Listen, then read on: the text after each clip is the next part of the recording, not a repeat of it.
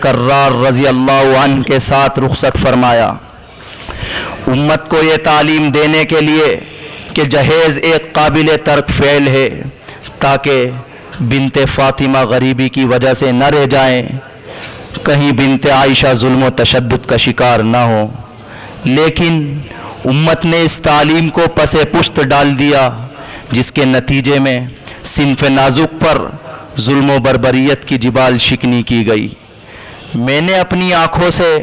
امت مسلمہ کی بیٹیوں کو آگ میں جھلستے ہوئے دیکھا ہے، اور مجھے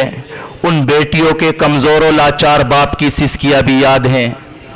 لیکن میں ان تمام حادثات کے باوجود چپ رہا،